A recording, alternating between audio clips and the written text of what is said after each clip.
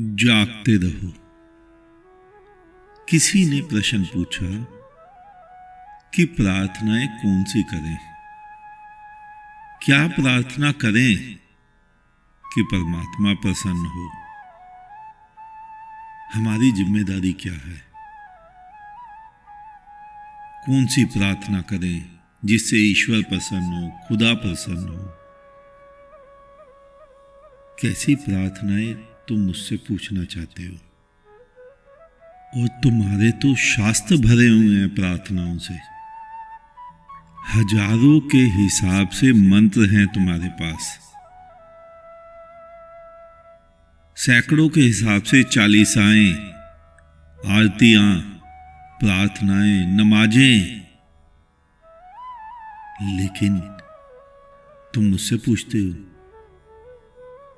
इनसे कुछ नहीं हुआ। क्यों नहीं हुआ? हो इनसे भी सकता था, ये नहीं है कि नहीं हो सकता था, लेकिन जिस ढंग से तुमने की वो ढंग गलत था। तुमने सोए सोए कुछ भी किया। तुम्हारे ही शास्त्रों में तो आता है ना, एक बार परमात्मा का लिया हुआ नाम तुम्हें तार देता है। सत्य है, किसी बुद्ध के वचन हैं, लेकिन तुम तो जन्मों से लिए जा रहे हो। रोज 10-20 मालाएं किए जा रहे हो, 5 समय नमाज पढ़े जा रहे हो। एक बार का नाम जब तार देता है तो इतना करने के बावजूद क्यों नहीं तरे? कुछ तो कमी रही होगी। दूध और चावल मिलाकर उबालने से, चीनी डालने से खीर बनती है, सबको पता है। तुम भी डाले जा रहे हो, लेकिन तुम्हारी खीर नहीं बन पा रही। या तो नीचे आग नहीं जल रही, और जल रही तो इतनी भयानक जल रही होगी कि खीर बनने से पहले ही जल जाती है। कुछ तो कमी रही होगी। चावल, दूध तुम्हारे पास है।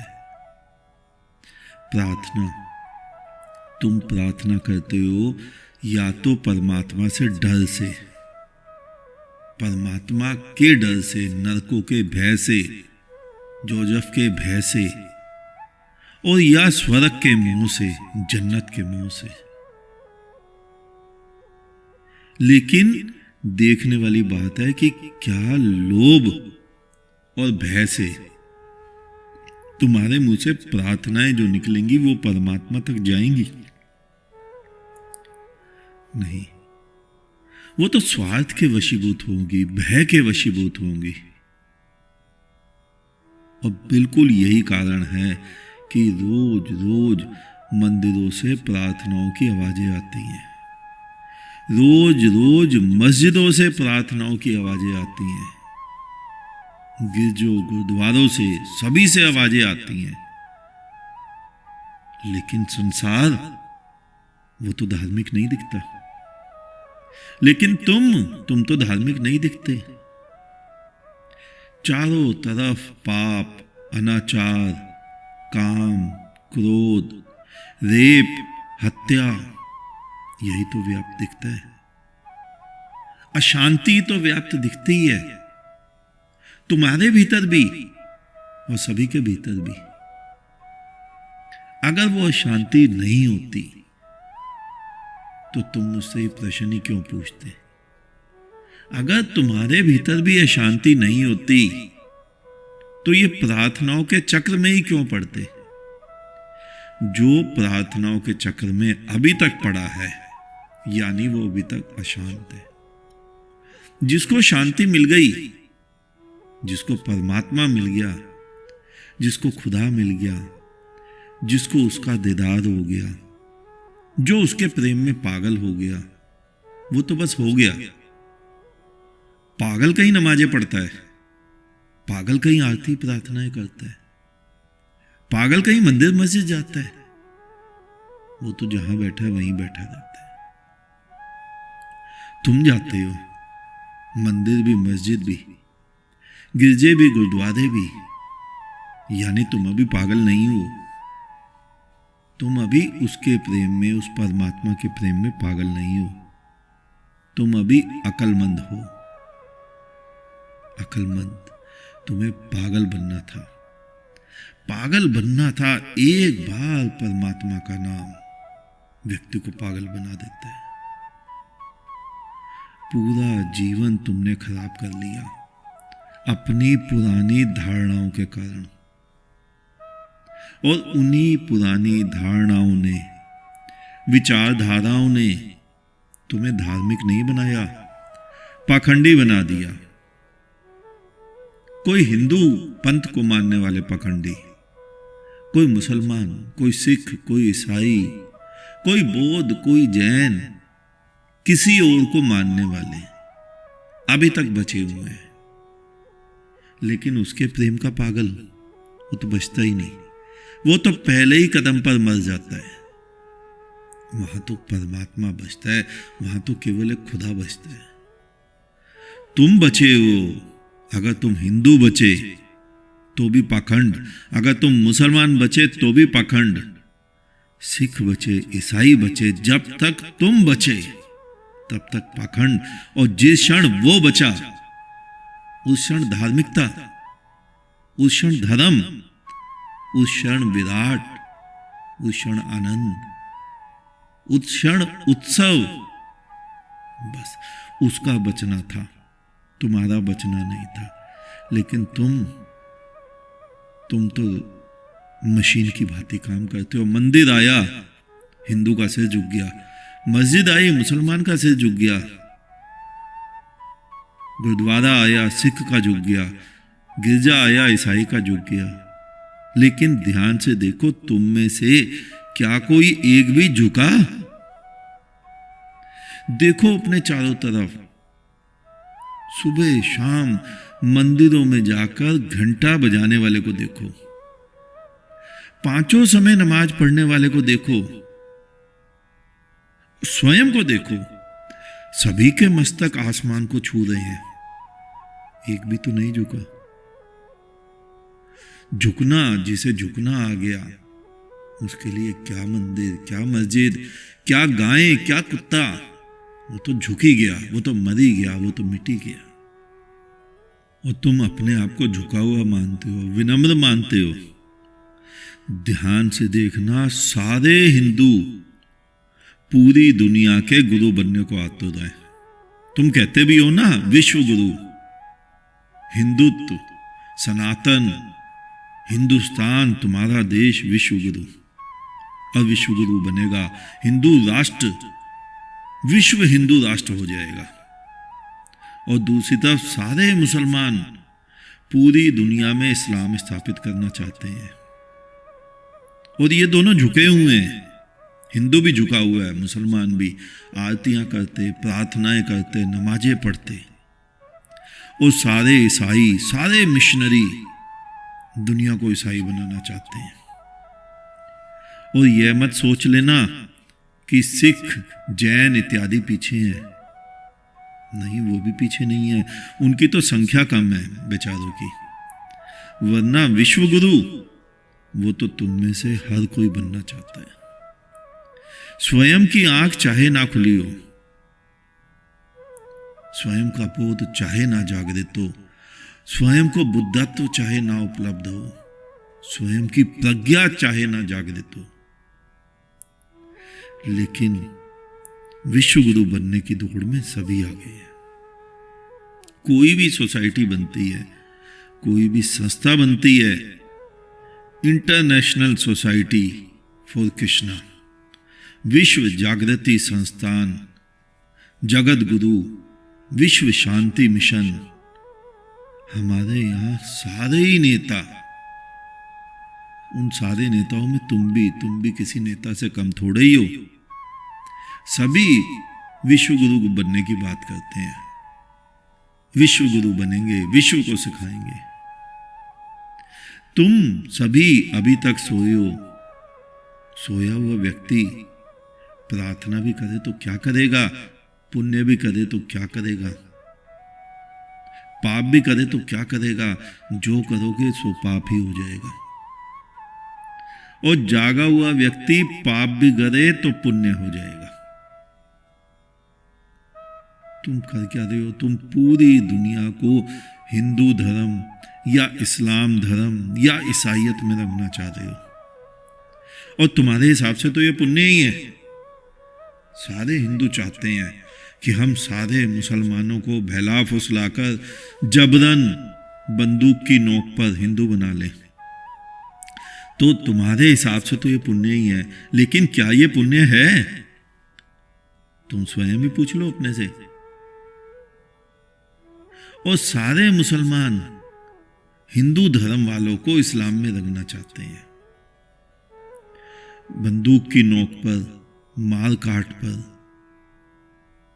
क्या सारे मुसलमान, सारे हिंदुओं को जब मुसलमान बना लेंगे, उनकी दृष्टि में तो वो उनके लिए पुण्य ही है। आतंकवादी अपने हिसाब से तो वो पुण्य ही कर रहे हैं। तुम्हारे को पाप लगता है, उनके लिए तो पुण्य है, उनके लिए तो वो अल्लाह का काम कर रहे हैं, काफिरों को मार रहे हैं। लेकिन सोया हुआ व्यक्ति जो करेगा सो पापी होगा, चाहे वो मुसलमान करे, चाहे वो हिंदू करे, चाहे वो सिख करे, चाहे वो ईसाई करे। और जागे हुए की बात देखो, बुद्ध ने, महावीर ने तुम्हारे सारे पुराने धर्म शास्त्रों का, तुम्हारे सारे देवी देवताओं का खंडन कर दिया, नकार दिया उन सबको। तुम्हारी दृष्टि में तो वो पाप था, लेकिन क्या पाप हुआ? वो तो पुण्य ही हो गया ना। लोगों को जागृति के मार्ग पे लगा दिया। तुम मानते रहो पाप है, क्योंकि तुम्हारे देवी देवताओं का खंडन कर दिया, तुम्हारे धर्म शास्त्रों का खंडन कर दिया, लेकिन हुआ तो वो पुण्य। तो जागा हुआ जो भी करेगा वो पुण्य होगा। जागा हुआ तुम्हारी पुरानी सारी धारणाओं का खंडन भी कर देगा तो भी पुण्य होगा।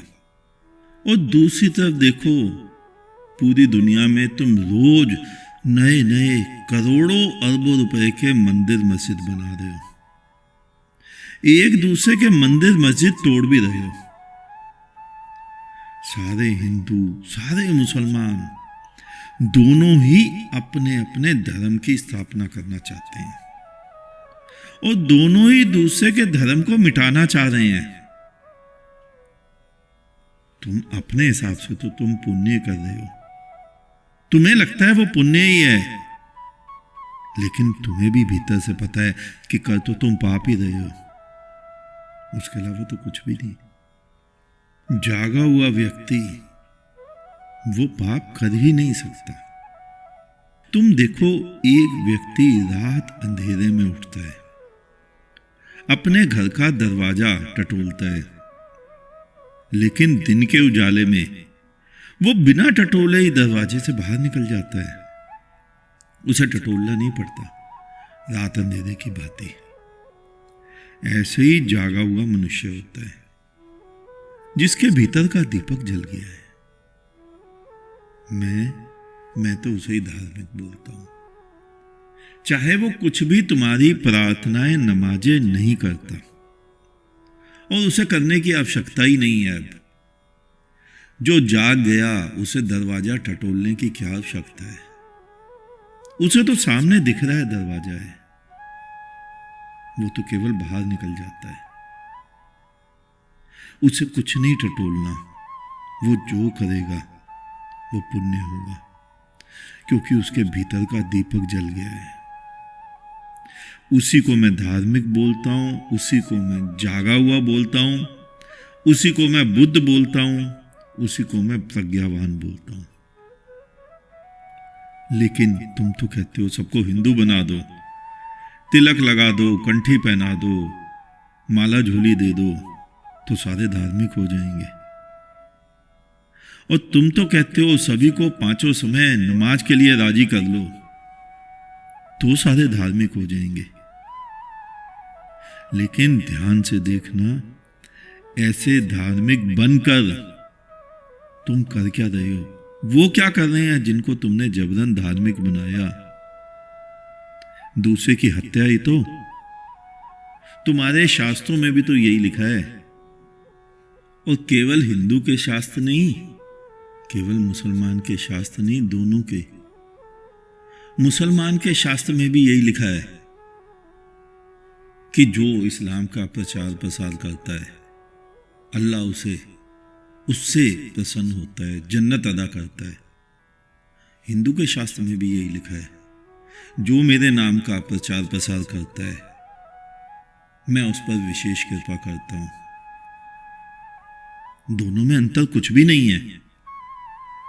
मैं कहता हूं, हिंदू मुसलमान बनने से कर्म शुद्ध नहीं होते। हिंदू मुसलमान बनने से धार्मिकता नहीं आती।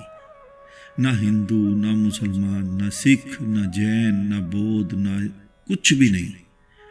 धार्मिकता तब आती है जब तुम्हारे भीतर का दीपक जल जाए। अगर इन्हीं धर्मों से धार्मिकता आती तो आज दुनिया अच्छी हो गई होती। भीतर का दीपक जला लो, कर्म स्वतः ही अच्छे हो जाएंगे। हिंदू होने से कोई संत नहीं होता। तुम संत हो जाओ तो हिंदू मुसलमान होने की क्या आवश्यकता है। तुम संत हो जाओ, तुम फकीर हो जाओ, तुम उस खुदा के प्रेम में पागल हो जाओ, तो मुसलमान बनने की भी क्या आवश्यकता है। तुम हिंदू बन जाते हो, मुसलमान बन जाते हो, दूसरे को हिंदू मुसलमान बनाने की फिरक में लग जाते हो। लेकिन क्या तुम सुखी हुए? क्या इस प्रकार संसार सुखी होता है? नहीं। और सभी एक दूसरे को अपने अपने धर्म में रंगने की होड़ में लगे हैं।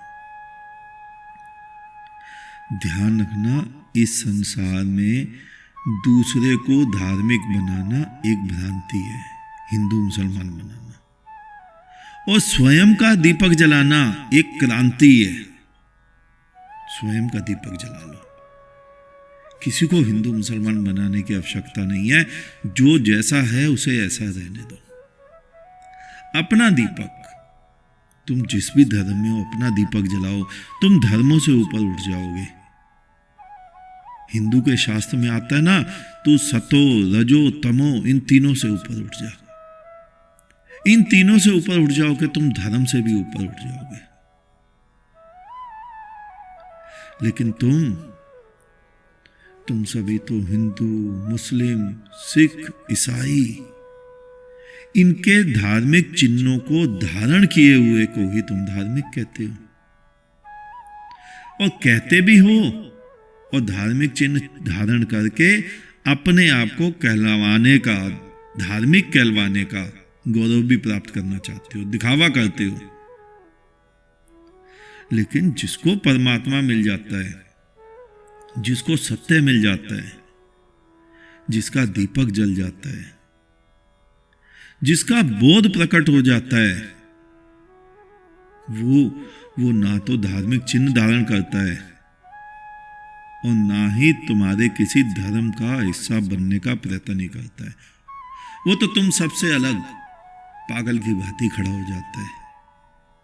तभी तुमने देखा, बुद्ध, इस दुनिया में बुद्ध जब भी आए, चाहे बुद्ध चाहे महावीर, कुछ भी बनकर वो अलग ही खड़े रहे। लेकिन तुम तो किताबों पर विश्वास करते हो। आत्मा बाल के अगले भाग के 10,000वें हिस्से के बराबर है। किसी की किताब में कुछ लिखा है, किसी की कुछ, हिंदू की कुछ, मुसलमान की कुछ, और स्वयं का बोध किसी का जागृत नहीं है। उसी किताब के ऊपर लाइन पे लाइन खींचे जा रही है। ऐसे आत्मा नहीं मिलती।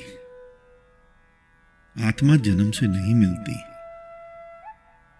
जो परमात्मा को खोजते हैं, उस खुदा को, जो स्वयं को मिटाते हैं, खुद मरते हैं, उनमें आत्मा का जन्म होता है। तुम्हारे मरने के बाद, देह के मरने की बात नहीं कर रहा हूं मैं, तुम्हारे मरने की।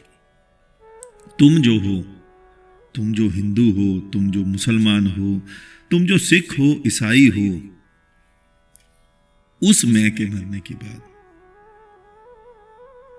और जिस दिन तुम्हारे भीतर एक आत्मा का जन्म हो जाता है, जिस दिन तुम उसे खोज लेते हो, उस दिन तुम्हारे भीतर एक धार आ जाती है, एक अलग आग सी जल जाती है, तुम्हारे शब्दों में एक प्राण चेतना आ जाती है, एक प्रतिभा का जन्म हो जाता है तुम्हारे भीतर। और बाकी वैसे बिना उसके, बिना उस आत्मा के, बिना उस धर्म के, बिना उस परमात्मा के, तुम सभी कोलू के बैल की भांति एक दूसरे के पीछे पीछे चले जा रहे हो। कुछ भी नहीं बदल रहा। ध्यान से देखना स्वयं को, केवल किसी और को मत देखना। मैंने एक पहले भी तुम्हें एक लेक्चर में बताया था कि अगर उस विराट को देखना है तो सारी मूर्तियों को तोड़ दो। अब बाहर निकल के किसी मंदिर की मूर्ति को तोड़ने मत चले जाना। तुम्हारी बनाई हुई मूर्ति जो तुमने अपने मस्तिष्क में बनाई हुई है, अपनी बुद्धि में, अपनी विचारधारा में, उसे इसी प्रकार तुम जो एक दूसरे के पीछे कोलू के बैल की भांति चले जा रहे हो, उसको देखो और स्वयं को देखो। जब तुम 20 वर्ष के थे, 15 वर्ष के थे, उस समय तुम धर्म के लिए क्या क्या कार्य कर रहे थे, जो जो तुम्हें सिखाए तुम्हारे धर्म गुरुओं ने, जप, तप, व्रत, अनुष्ठान, नमाजें, तीर्थ।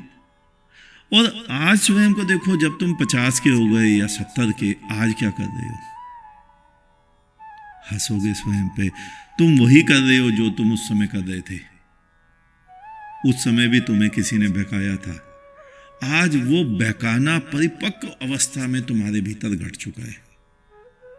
वही कर रहे हो, उससे ज्यादा कर रहे हो, उससे ज्यादा भयभीत हो। कुछ बदला, कुछ धर्म मिला, उस खुदा का दीदार हुआ। परमात्मा ऐसे मिलता ही नहीं। भीतर का दीपक जलाना पड़ता है, वो जलाओ। परमात्मा दूर नहीं है, तुम अंधेरे में खड़े हो। तुम दीपक जलाओ, दीपक जलते ही पाओगे सामने ही खड़ा था। ध्यान से देखो, तुम सभी हिंदू, मुस्लिम, सिख, ईसाई सभी केवल अपने अपने पुराने मतों को पढ़ते हो, उन्हीं को रटते हो, उन्हीं को दूसरे को समझाते हो। पहले दूसरों ने तुम्हें समझाया 15 वर्ष 20 वर्ष की अवस्था में।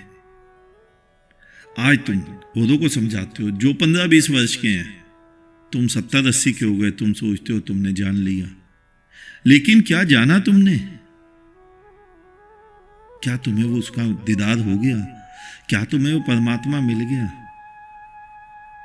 लेकिन जिसका दीपक जल जाता है, जो प्रज्ञावान हो जाता है, जो बुद्धत्व को प्राप्त कर लेता है, वो तो अपनी बात कहता है, वो कभी किताबी बात नहीं कहता।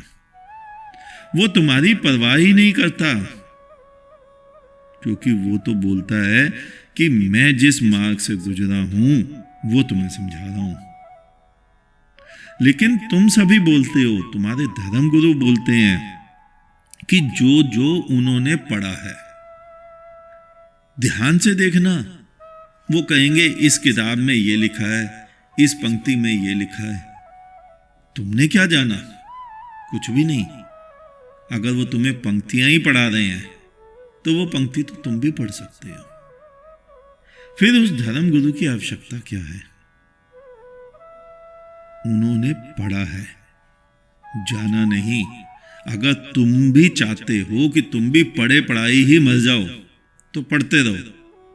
अगर तुम उस परमात्मा को जानना चाहते हो, यानी पाना चाहते हो, उसका साक्षात्कार करना चाहते हो, उस खुदा का दीदार करना चाहते हो, तो उठो, अपने भीतर का दीपक जलाओ। वो जो होता है, तुमने मुझसे पूछा ना प्रार्थनाएं, कोई प्रार्थना नहीं है।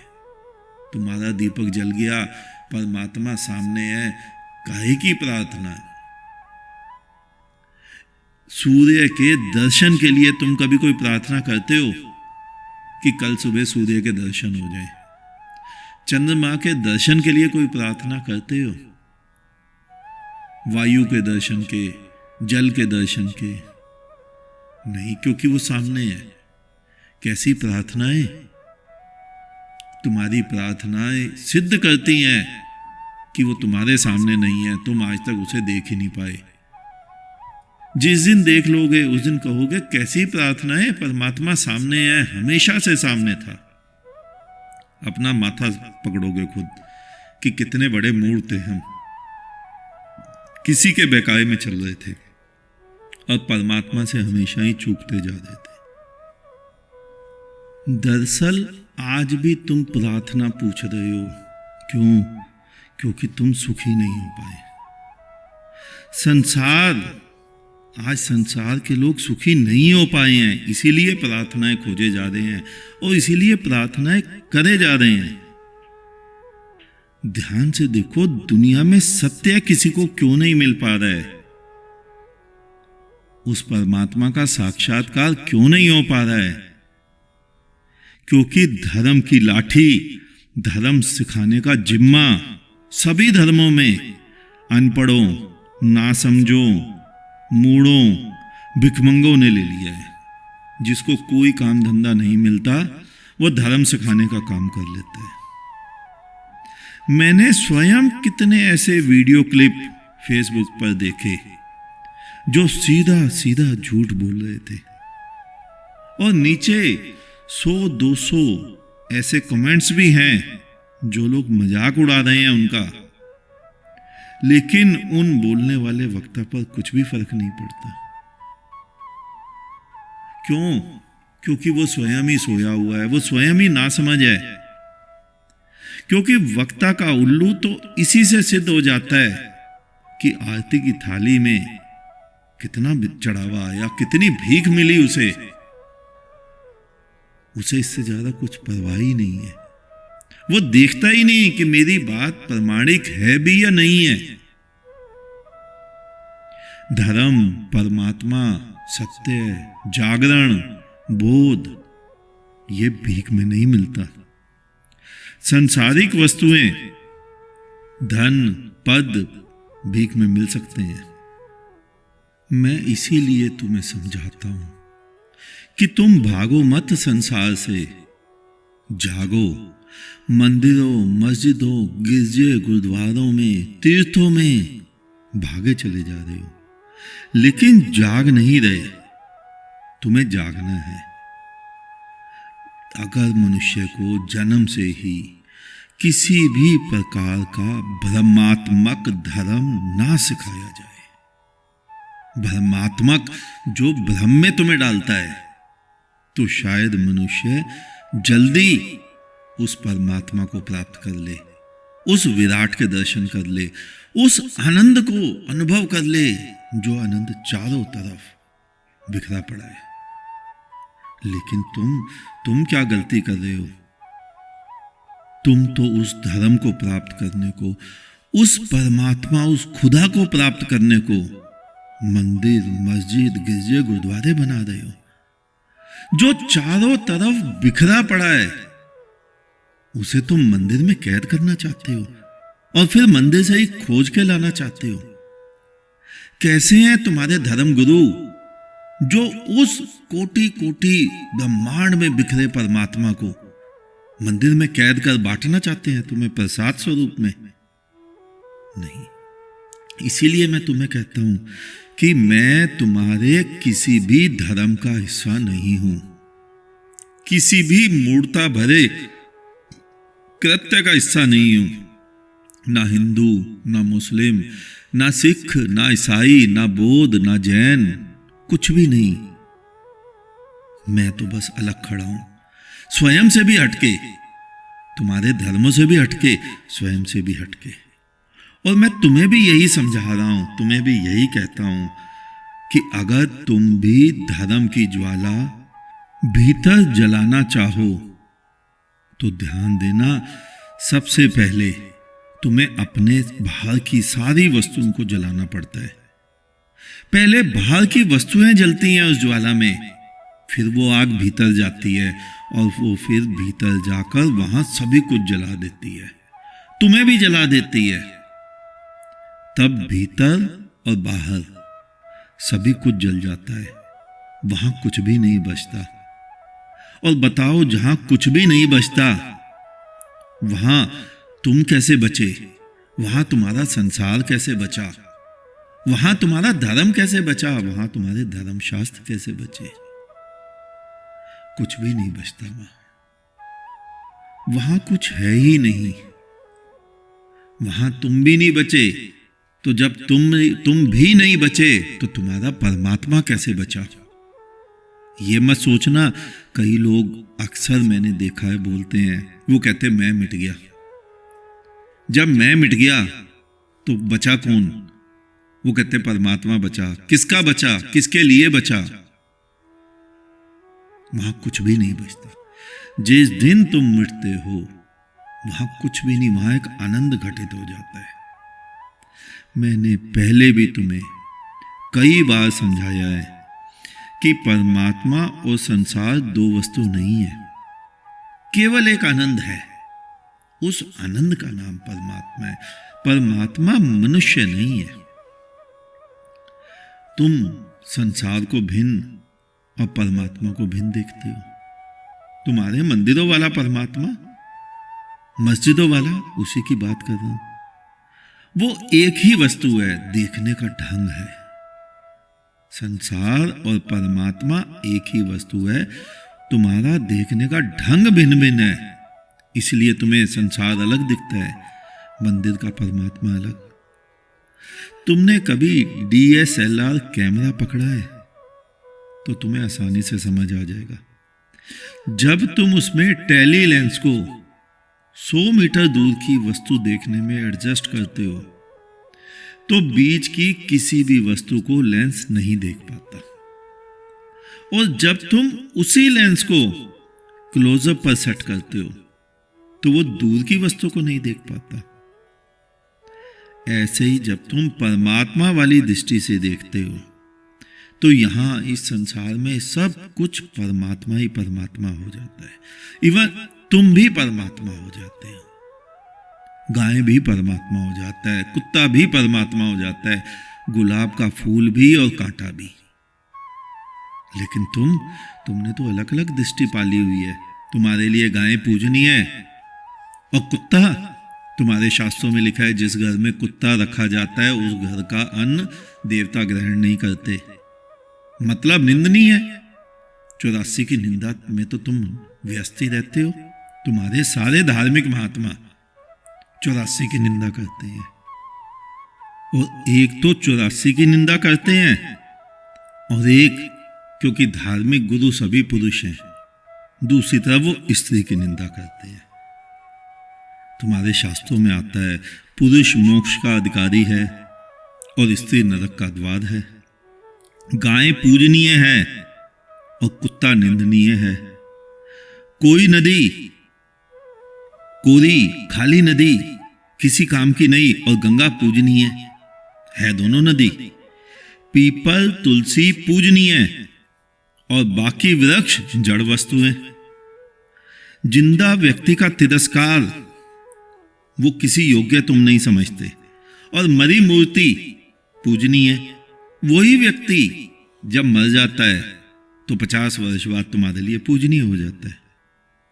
बस इसी का नाम संसार है। तुम चुन चुन कर कुछ वस्तुएं पूजा के योग्य बना लेते हो, यही संसार है। वस्तुतः जो चुनाव तुमने किया वो चुनाव ही संसार है। और समग्र, संपूर्ण, पूरा अस्तित्व अगर तुम उसको लेते हो तो समग्र ही परमात्मा है। दोबारा इस सूक्त को ध्यान से समझ लेना। चुनाव ही संसार है और समग्र ही परमात्मा है। लेकिन जो जागेगा वही समझेगा, सोया हुआ कभी नहीं समझेगा। सोया हुआ तो परमात्मा को दूर अनंत आकाश में किसी दूर ग्रह पर कल्पनात्मक रूप में बिठाएगा और पूरा जीवन किसी गहन निद्रा में सोया रहेगा। लेकिन मैं मैं तुम्हें कुछ और सिखा रहा हूं, और सिखा भी नहीं रहा हूं, मैं धीरे धीरे तुम्हारे बंधन काट रहा हूं, तुम्हारी रस्सियां तोड़ रहा हूं, तुम्हारी विचारधाराओं का खंडन कर रहा हूं। जिस दिन ये सारे बंधन तुम्हारे टूट जाएंगे, उस दिन तुम्हारा बोध स्वतः ही प्रकट होकर आ जाएगा। बोध कहीं बाहर से कोई नहीं दे सकता। सत्य समझा जा सकता है, सत्य अनुभव किया जा सकता है, सत्य की अनुभूति हो सकती है, लेकिन सत्य सिखाया नहीं जा सकता, सत्य समझाया नहीं जा सकता। मैंने कुछ दिन पहले फेसबुक पर एक पोस्ट देखी, नाम नहीं लेऊंगा उस महात्मा का। उसने लिखा था 3 लाख रुपए दो और एनलाइटनमेंट करवा लो। 3 लाख? तुम 3 करोड़ दो तब कोई नहीं कर सकता। फ्री में तुम अपना कर सकते हो, दूसरा नहीं तुम्हारा कर सकता। सत्य मनुष्य को स्वयं प्राप्त होता है। सत्य कोई पुस्तक नहीं है, किसी ने तुम्हें पढ़ा दी और तुम्हें प्राप्त हो गया। सत्य कोई दीक्षा नहीं है, किसी मूर्ख ने तुम्हारे माथे पर अंगूठा लगा दिया और तुम्हें प्राप्त हो गया। लेकिन व्यापार चल रहा है। तुम्हारे ऊपर जो विचारधाराओं के आवरण पड़े हैं, मैं बस उनको तोड़ रहा हूं। सत्य तुम्हारे भीतर से स्वयं जन्मेगा। जैसे देखो, चारों तरफ से बादल आकर सूर्य को ढक लेते हैं, तो लगता है अब सूर्य नहीं रहा, क्योंकि बादल काले हैं।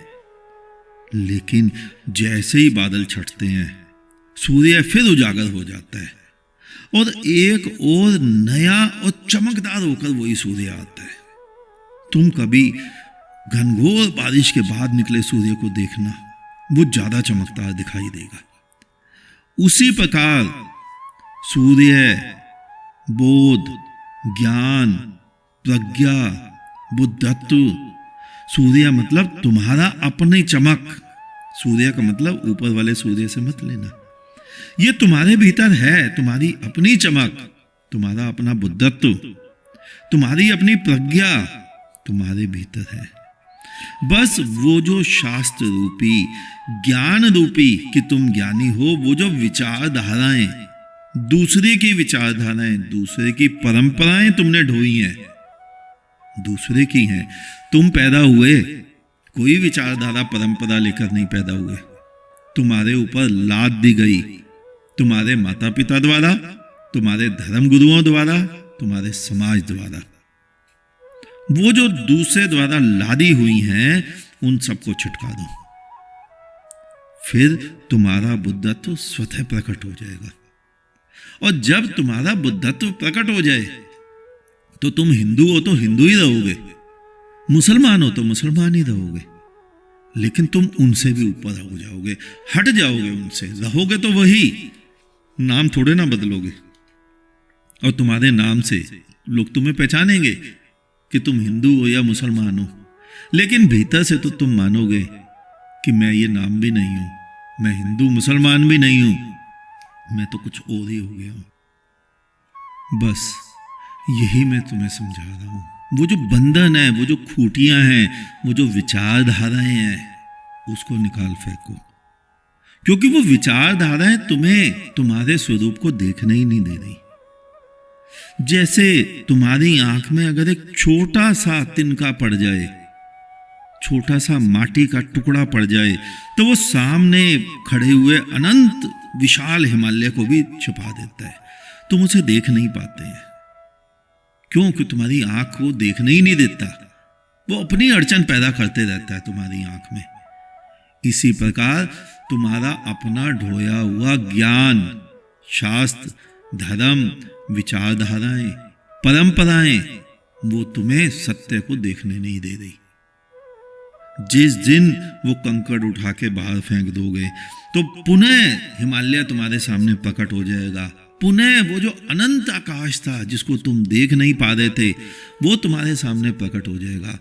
वो सत्य है, वो बुद्धत्व, वो प्रज्ञा, वो आनंद, वो उत्सव, वो परमात्मा तुम्हारे सामने पुनः प्रकट हो जाएगा।